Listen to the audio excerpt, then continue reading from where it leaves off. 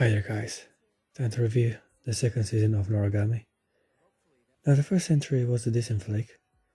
It had some cool characters, nice visuals, and overall interesting premise.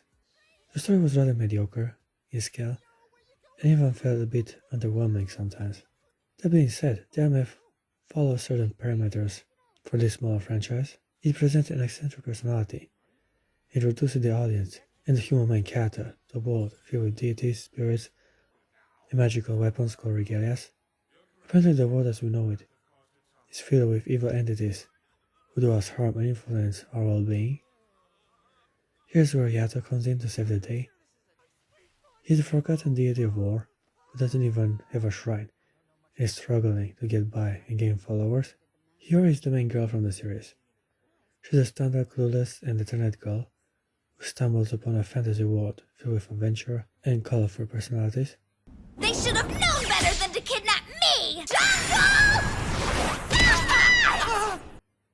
The first season evidenced the friendship between Yato and Fiori, also delivering some crucial information about Yato's past and rivalities. One in particular is the feud with Bishamon, the god of war, who in this universe is presented as an attractive blonde dominatrix. You've been stalking me for years now! Haven't you got anything better to be doing? You crazy half-naked tramp! Your existence is an obscenity to nature! Well, I can't complain, I guess. She has some nice skills, and I'm a sucker for women in military uniforms. Spirit, you are lost and adrift. You have nowhere to go and nowhere to return to. Thus I grant you a place to belong. Especially black ones. Suguha. I'm still new enough that getting the chance to explore the manor is fun for me. I see. It has a bit of domina appeal to her personality. It makes her even more terrifying and hot. Bishamon also has a lot of regalia. She kinda is a reverse harem king. I mean, there are gods in her entourage as well, but that only adds to her feminine appeal. I don't understand! Why is she a broken mirror? I was also pleasantly surprised to see her taking a bath in the first season. I mean, Noragami is not exactly a nature anime, but it's rich in fan service for an action fantasy title. I mean, we get plenty of partiality with Fiori, and she's an attractive girl, slender, pale and brunette, just how I like my women. She should have been the wife from the series, but sadly, she pales in comparison with Bishamon, who is a total hottie. I mean, the anime is very generous with her body. We get to see a lot of the goods, and they are fresh and high quality. I respect a woman who is feminine, skinny, beautiful, and strong enough to make me submit. Absurd. It may sound like a dream, but anime has a few specimens that fulfill my inquiries. Just like Erza from Fairy Tail, Bishamon imposes respect wherever she goes, also looking gorgeous and dangerous. The second season does not disappoint. We get to see her taking a bath yet again, and this time we get a good detailed look at her rockstar body. Her boobs are not exactly big, but they work perfectly with her tall slender figure. Yeah. There's also a story regarding her character, personal vendetta, and emotions, but I'll get into that a bit later. As I was saying, the show is pretty fun. I really like anime about yokai and Japanese folklore. So Gumomo, Rosara Vampire, and Yuna and the Hada Hot Springs are my favorite harem anime out there, and their supernatural premise definitely contributes to my enjoyment of the series. Needless to say, Noragami has a pretty decent art style. I like the bright colors of the evil spirits and their simplistic animalistic shapes. It has a bit of originality and personality to the anime, having solidified its legacy in the community. Let's talk about Fiori. Now, she's officially a water character and serves as the representative character for the audience. Morning, staying warm? I'm trying, Ami. Hey, where's Yama? She headed in early, the poor thing. We're experiencing these world phenomenons from her perspective. It's a lot of fun to see her interact with so many mythical figures and spirits. We should talk with Kofko in particular. Some things that get interesting. The deity of poverty is an extremely fun and flirty girl, who is even open to create some lesbo tension with Fiori. Oh, I'll just call you Yori, okay? That's fine. You seem like you're just a regular human girl, Yori. Time to think about it. She's willing to flirt with just about anyone, even Bishamon. So why are you here? And so heavily armed, too? This was a beautiful encounter. It showed that she's not afraid of anyone, and is able to hold her ground and protect Yato even against the infamous god of war. As it seems, Yato is rather popular with the ladies. What do they see in him? I mean, he's average looking, unreliable, poor, a total wasteful idiot. Well, I guess he must be his nice guy personality and charm. Before we get serious, let's think about Fiori.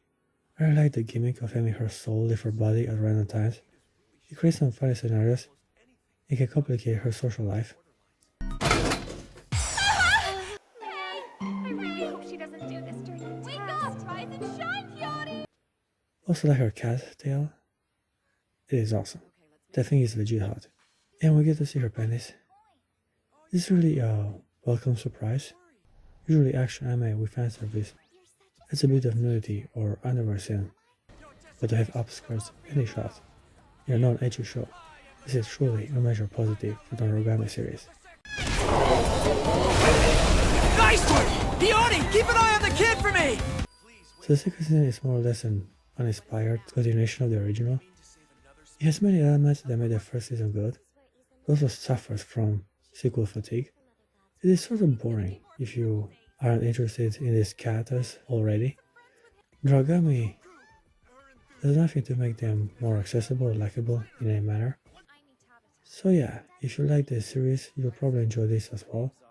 However, the story is a downgrade, and the first season didn't have that brilliant of narrative either. Definitely an anime you have to truly like to be able to appreciate.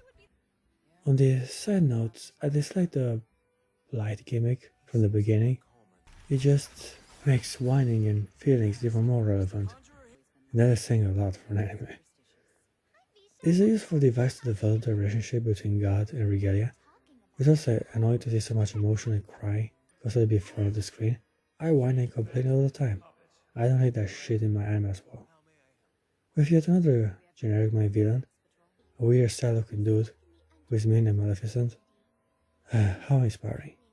Since Yato, Yuki and Fiori have learned their lessons and are in a stalemate when it comes to their character development, the show changes focus on Bishamon. As I said before, she's an interesting, beautiful blonde bimbo, so yeah, I wanted to see more of her naked body. Speaking of which, she does take baths a lot. I mean, she already took like 3 baths, and we're just 2 episodes in. I guess we're going for a more direct approach to develop her personality. As long as a hot soul blonde shakes her tits in front of the screen, I'll watch the show, no matter the plot. Apparently Bishamon is getting stained by one of her regalia, which means the blight is spreading through her body and is killing her slowly. I dislike this premise, but it does lead to some brilliant scenes where all regalia have to be thoroughly physically inspected. There is this hot chick who looks a bit disappointed and frustrated. She might be jealous and mean, but she's hot.